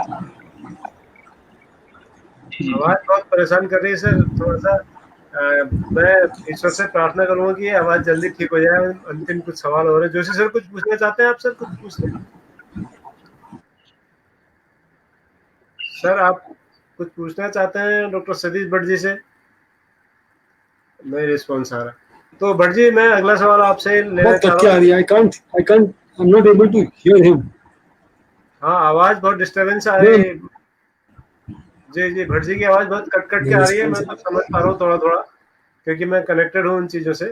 भट्ट जी आपसे एक सवाल ये है कि जो आपने अभी बताया इसमें आपने बहुत सारे ट्रैकिंग रूट्स में यात्राएं की हैं, पद यात्राएं की हैं, कौन सा रूट सर एक आम आदमी की दृष्टि से सबसे खूबसूरत है? सबसे अच्छा, सबसे मजेदार है प्राकृतिक दृश्यावलियों की, और उस हिसाब से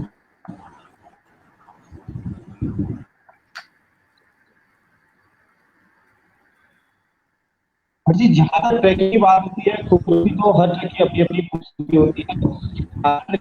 पहले से हम कुमाऊं रीजन में पिंडारी ग्लेशियर को हम सबसे आसान ट्रैक मानते थे। अब पिंडारी ग्लेशियर और भी आसान हो गया, क्योंकि भटजी आपको तो खैर जो जिस क्षेत्र में जाना चाहते हैं उनके लिए होगा कि खाती गांव के निकट तक अब तो रोड भी पहुंच चुकी है, वहां तक हमें जीप आराम से मिल जाती है। तो वो ट्रेकिंग का टॉपिक रह गया है, हफ्ते वहां से 3 किलोमीटर की चढ़ाई चढ़नी होती है, जबकि पहले 14 किलोमीटर की चढ़ाई चढ़नी पड़ती थी। तो सबसे आसान ट्रैकों में अगर हम देखें तो यही एक ट्रैक है पिंडारी ग्लेशियर हमारे आवाज रीजन बहुत की बात करें और गढ़वाल की। सुनने में नहीं आ रहा सर, पता नहीं क्या, कुछ आवाज कट कट के आ रही है।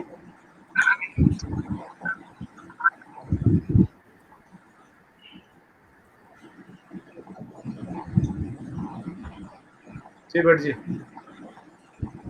एक बार इनको निकाल के बात करिए, क्या पता आवाज साफ आ जाए। आवाज सर? हाँ जी, बोलिए सर, बोलिए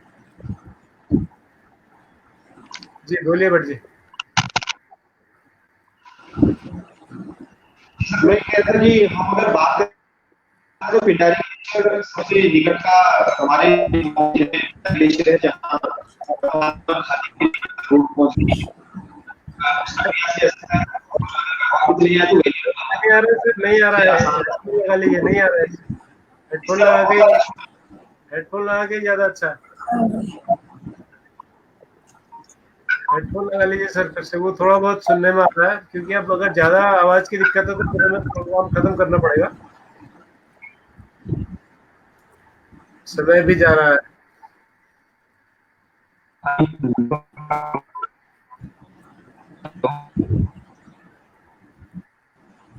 भट्ट जी, जी सर। मैं ये जानना चाहता था जी कि प्लस है, मेरी उम्र 62 प्लस है, कैन आई स्टार्ट?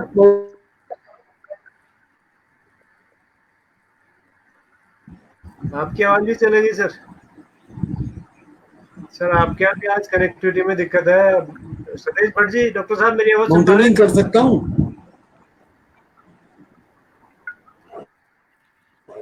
हैं? भट्ट जी आप सुन पाए, जोशी जी का सवाल सुन पाए आप? इस आवाज अभी क्या इतना अच्छा? भट्ट साहब आप जोशी जी का सवाल सुन पाए क्या?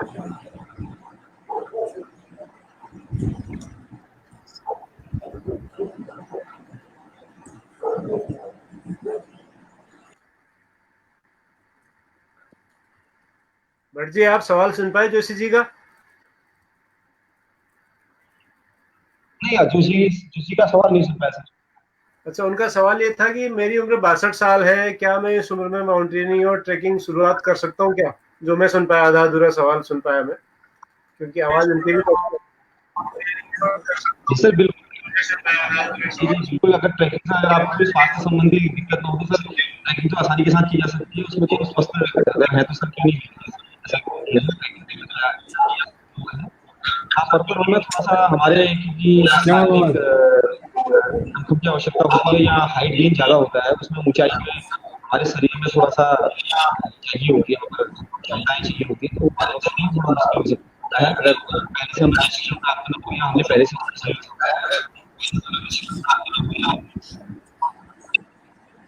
अच्छा भट्ट साहब, ये बहुत स्पष्ट आवाज नहीं आ रही, लेकिन हमारे बहुत सारे दर्शक हैं, साथी हैं जो ट्रेकिंग जाना चाहते हैं, उसके नेतृत्व में काम किए जा सकते हैं। आपको स्पीकर ऑन किया क्या आपने फोन का?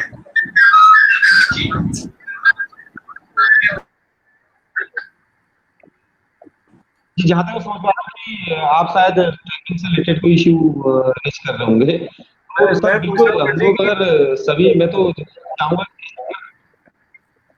मैं ये पूछ रहा था सर कि हमारे बहुत सारे साथी पूरे देश के हिस्से, अलग अलग हिस्सों से ट्रैकिंग में बड़े रुचि रखते हैं, बहुत शौकीन है, जी जी। तो क्या आपके नेतृत्व में कहीं जा सकते हैं हम लोग ट्रैकिंग में साथ कभी? ये एक सवाल है मेरा सबकी ओर से। जोशी सर भी इसमें शामिल है इस सवाल में। सर नेतृत्व वाली बात नहीं सर, हम लोग सब साथी हैं तो क्यों नहीं, बिल्कुल एक साथ में ग्रुप बनाकर हम शिक्षक साथी और साथी जो हमारे हैं क्यों नहीं जा सकते सर, बिल्कुल। कभी आप प्रयास कीजिए और हम सब, मेरा सहयोग हमेशा रहेगा। जो भी मेरे से सहयोग होगा, चाहे वो तकनीकी तौर पर हो, इक्विपमेंट के तौर पर हो या अन्य तरीके से हो, जो भी सहयोग होगा पूर्ण सहयोग करूंगा सर। बट जी बिल्कुल, क्यों नहीं, अभी तो जा सकते हैं, क्यों नहीं जा सकते सर। हाँ, अभी तो कोरोना काल में तो संभव नहीं है, लेकिन जब कोरोना काल खत्म हो मुझे बड़ी जाए खुशी होगी सर। तो हाँ, हम चाहेंगे कि पूरे देश का एक दल शिक्षकों जी का जी, जाए मुझे बड़ी आपके खुशी साथ। मिली। ऐसा कुछ हम कोशिश कर रहे हैं जी जी जिससे बिल्कुल, कि मुझे बड़ी खुशी होगी सर कि हम सभी लोग। जी जी जी। तो भट्ट साहब, बहुत सारे सवाल मैंने और आपके लिए बचा के बना के रखे थे कि बहुत अच्छी रोचक चर्चा करेंगे, लेकिन दो बाधाएं हैं। एक तो ये आवाज बात बहुत डिस्टर्ब कर रही है आज, और दूसरा समय भी हमें बहुत ज्यादा लंबा जाने की अनुमति नहीं दे रहा है। अगर आप एक बार कुछ अंतिम संदेश आप हमारे दर्शकों को देना चाहेंगे, खासकर इसको हम स्कूल में बच्चों के साथ कैसे करो, टीचरों के लिए क्यों जरूरी है ये सब करना, फिर हम आगे बढ़ते हैं सर। सर मैं तो यही कहूंगा कि हम लोग अगर बच्चों को प्रेरित करें तो साहसिक खेल, क्योंकि सारे खेलों में से सर्वश्रेष्ठ खेल मैं तो साहसिक खेलों को मानूंगा, जहाँ ये हमारे धैर्य सिखाते हैं, टीम कोऑपरेशन की भावना सिखाते हैं, अपने आप में इससे लीडरशिप डेवलप होती है, स्वास्थ्य तो ठीक रहता ही है, शारीरिक स्वास्थ्य, मानसिक स्वास्थ्य, कई प्रकार के लाभ इससे मिलते हैं। मैं तो अपने आप में अगर मैं अगर आज अपने आप को कहीं पाता हूँ, मैं अपने आप को स्वस्थ पा रहा हूँ या मैं कुछ चाहता हूँ कि मैं कुछ कर पा रहा हूँ, तो मैं इस साहसिक खेल को योगदान मानता हूँ कि इन खेलों में प्रतिभाग किया, तो उन खेलों का बहुत बड़ा योगदान मेरी जिंदगी में है कि उसकी बदौलत मैं आज स्वस्थ हूँ, या हम लोग बहुत सारे स्वस्थ को महसूस कर सकते हैं। तो हमेशा स्वस्थ रहने का, आज पूरी दुनिया स्वस्थ रहने के तरीके ढूंढ रही है। अगर साहसिक खेलों से जुड़ेंगे तो निश्चित तौर पर हम सभी लोग स्वस्थ रहेंगे। तो बच्चों के लिए विशेषकर है कि बच्चों के लिए पहले की तरह जैसे जहाँ पर भी मौका मिले, चाहे NIM उत्तरकाशी से हो या आपके छोटे जो स्वयंसेवी संस्थाएं उनके माध्यम से हो, ट्रैकिंग से शुरुआत करें, रॉक क्लाइंबिंग करें, फिर उसके बाद पर्वतारोहण के सारे कोर्स करें। इसमें फिर कभी बात करेंगे कि बहुत सारे युवाओं को, जो युवा एक जो वहाँ की NIM की फीस है, उस फीस के लिए भी IMF उत्तरकाशी जो सॉरी IMF जो दिल्ली में है, उसमें स्कॉलरशिप भी दी जाती है, छूट भी मिल जाती है, तो वो लोग भी प्रशिक्षण प्राप्त कर सकते हैं। ऐसा नहीं है कि ये केवल इसमें फीस ही बहुत ज्यादा फीस है तो हम प्रशिक्षण नहीं कर सकते हैं, तो बहुत ज्यादा आवश्यकता नहीं हो सकती है। अगर हम छोटे मोटे ट्रैक से शुरू कर सकते हैं और धीरे धीरे इसको कर सकते हैं, प्रोफेशनल तौर पर भी कर सकते हैं, शौकिया तौर पर भी इसको जरूर कर सकते हैं।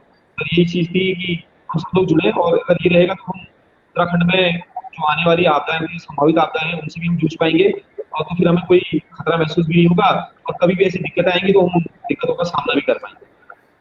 जी भट्ट जी, हमने एक और महत्वपूर्ण सेगमेंट है एरो स्पोर्ट्स का, जिस पर हम चर्चा नहीं कर पाए। उस पर एक बात है सर, एक सवाल है जिस पर बड़ी भ्रांति रहती है लोगों के, सामान्य आम आदमी के मन में, कि वो पैराग्लाइडिंग और हैंग ग्लाइडिंग में क्या अंतर है। कई लोग एक सा समझ लेते हैं दोनों को, तो वो थोड़ा सा बता दीजिए कि पैराग्लाइडिंग क्या और हैंग ग्लाइडिंग क्या है, और उत्तराखंड में कहाँ कहाँ हम उसे कर सकते हैं।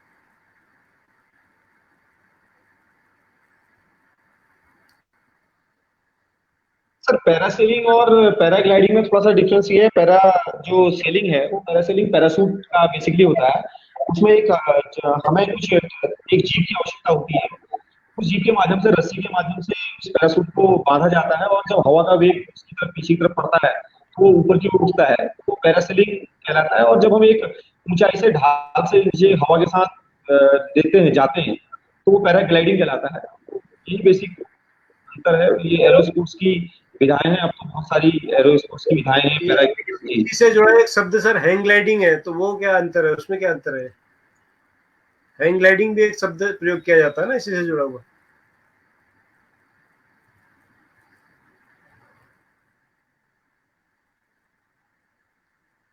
भट्ट जी, आप सुन पा रहे हैं मुझे? जी सर। हैंग ग्लाइडिंग भी एक शब्द प्रयोग होता है, हैंग ग्लाइडिंग, वो क्या है?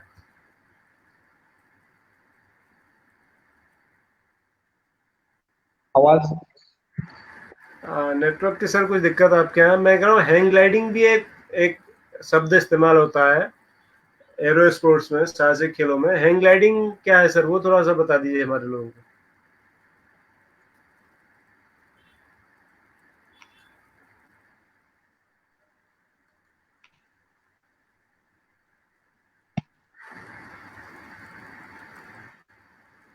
लग रहा है भटजी से कनेक्शन समझ में नहीं आ रही, फिर भी sir hang gliding sir, hang gliding aerosports हमारे होते हैं इनमें जी हैंग ग्लाइडिंग। कनेक्टिविटी। चलिए कोई बात नहीं सर, मुझे लग रहा है कि आज हम इससे ज़्यादा बात करने की स्थिति में नहीं हो पा रहे हैं। आपकी एक सहयोगी हैं कवयित्री शेफाली पांडे जी, वो भी आपको याद कर रही हैं। आपके आज के कार्यक्रम में आप पधारे सर। डॉक्टर साहब आपका बहुत बहुत धन्यवाद। आपने हमारे दर्शकों को बहुत महत्वपूर्ण जानकारियां दी और उनका ज्ञानवर्धन किया। नेटवर्क के प्रॉब्लम के कारण बहुत सारी आवाज़ साफ नहीं आ पाई, बहुत सारी बातें हम सुन नहीं पाए, समझ नहीं पाए। उसके लिए हम कुछ नहीं कर सकते। आज सर का भी नेटवर्क थोड़ा पुअर था, तो पूरा जी भी नहीं रहता है ज़्यादा देर तक, और आपकी बातें भी हम काफ़ी हद तक तो सुन पाए, लेकिन कुछ सेगमेंट छूट गया, उस पर हम फिर कभी कोशिश करेंगे कि आपसे सुन पाए। तो दर्शकों, आज के हम बातचीत यहीं पर समेटते हैं, लेकिन इससे पहले मैं आपको बताऊंगा कि कल जो हमारा कार्यक्रम रहेगा ठीक 7 बजे से, कल हमारे साथ हरियाणा से होंगे विश्वजीत सिंह, जो संगीत के शिक्षक हैं, बहुत अच्छे गायक हैं, बहुत उच्च कोटि के संगीतकार हैं। विश्वजीत सिंह जी कल ठीक 7 बजे हमारे साथ होंगे और उनके साथ हम बहुत सारे संगीत की बातें करेंगे, संगीत के यंत्रों को सुनेंगे, उनके गाने, उनकी गजलें, उनके गीत सुनेंगे। तो कहीं में जाइएगा, कल शाम ठीक 7 बजे हमारे साथ जुड़ेगा विश्वजीत सिंह जी को सुनने के लिए। भट्ट जी आप सुन पा रहे हैं मुझे? नहीं सुन पा रहे जी सर जी भट्ट जी का। जी भट्ट जी सुन पा रहे हैं? जी सर मुझे बताइए लग सर रहा जी। है, हाँ सर, आप बीच बीच में फ्री हो जा रहा है आपका फ्रेम, शायद नेटवर्क की कुछ प्रॉब्लम है। तो मैं सर सबकी ओर से आपको धन्यवाद देना चाह रहा हूँ, क्योंकि आज कोई भी मेरे अलावा बचा नहीं है शो में नेटवर्क के कारण, और सारे दर्शकों ने बहुत एंजॉय किया। और नीरज नेथानी जी लिख रहे हैं कि बहुत सुंदर और प्रभावी कार्यक्रम रहा आज का, और आप जैसे उच्च कोटि के जो एडवेंचर स्पोर्ट्स के खिलाड़ी हैं, तो कार्यक्रम निश्चित रूप से अच्छा होना ही था। हम फिर कभी कोशिश करेंगे कि आपके साथ दोबारा, जो आज बातचीत हो नहीं पाई है आवाज़ के कारण और बहुत सारी समस्याओं के कारण, उसको हम फिर से कर पाए। आप सुन पा रहे हैं सर? अब जी जी जी सर। सुन पा रहे हैं सर? हेलो। जी भट्ट जी धन्यवाद बहुत बहुत जी। जी जी, आप अंतिम कुछ लाइनें जो हमारे दर्शकों से कहना चाहें सर, तो कहिए। मैं कुछ नहीं सर, दर्शकों से धन्यवाद बहुत बहुत कि आप लोगों ने इतना ध्यानपूर्वक मुझे सुना और दिया। मुझे भी बहुत आज आप लोगों से मिलकर बड़ी खुशी हुई। फिर से एक जोश जागृत हुआ। जो हिमालय क्षेत्र में, मैंने कहा ना कि हिमालय क्षेत्र में जितने भी लोग पर्वतारोही होते हैं, वहाँ कोई उनको देखने वाला नहीं होता है, और हम लोग की पर्वतारोहण क्षेत्र से जुड़े हुए जो भी लोग होते हैं, उसको आप लोगों ने मुझे अवसर दिया। मुझे विशेषकर आभारी हूँ आपका कि आपने अवसर दिया और मुझे यहाँ पर अपनी बात कहने का मौका दिया। धन्यवाद। हम भी बहुत बहुत सर आपको धन्यवाद देते हैं, सारे शिक्षक साथियों की ओर से, सारे दर्शकों की ओर से, कि आपने एक नया विषय हमारे लिए खोला, हमारे साथियों के लिए खोला। और बहुत लोगों को इस बारे में जानकारी नहीं थी कुछ भी, कि पर्वतारोहण भी एक इवेंट है, एक गतिविधि है, एक विधा है साहसिक खेलों के क्षेत्र में, और हमारे शिक्षक भी उसमें इतने निपुण हैं कि कामेट जैसी चोटी पर आपने चढ़ाई सफलतापूर्वक संपन्न की है। तो बहुत बहुत धन्यवाद सबका। कल शाम ठीक 7 बजे हम आप सबसे फिर मुखातिब होंगे। तब तक के लिए नमस्कार, शुभ रात्रि।